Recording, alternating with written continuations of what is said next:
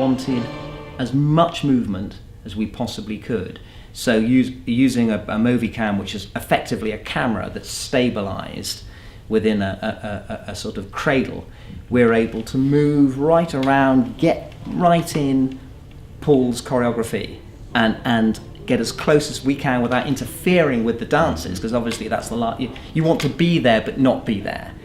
In terms of, we want to put the audience there, but we mustn't, distract the dancers. So the ability to sort of move around was something we thought very, very hard about, and also having cameras in different places. So the top shot, when we're looking directly down on the ballet, is also a very unique perspective that an audience would never see if they're watching ballet. And suddenly, when you start filming from up there looking down, you see a completely different perspective. Yeah. So you're starting to bring another element that perhaps, in fact, you wouldn't normally see if you went to a ballet. So that's exciting, and you start to have the ability to put cameras in different places. And from that perspective, although it's more akin to conventional filmmaking, in terms of what we've done before, it was a real departure, but really good fun. I mean, I think that was one of the most enjoyable elements. So, yeah, it was good. Well, I think the other element that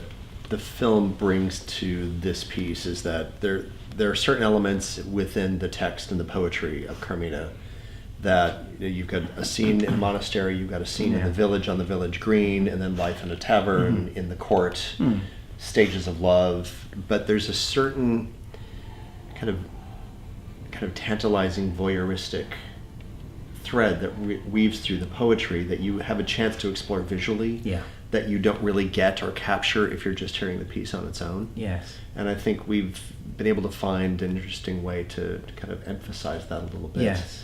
And offer some more insights to the poetry that, unless you're going to take the time to study it, you don't really have the chance to develop on your own. Yes, and I think that kind of filming is in synergy with Paul's vision for the ballet itself. So right. we're sort of highlighting and reinforcing his vision in some respects.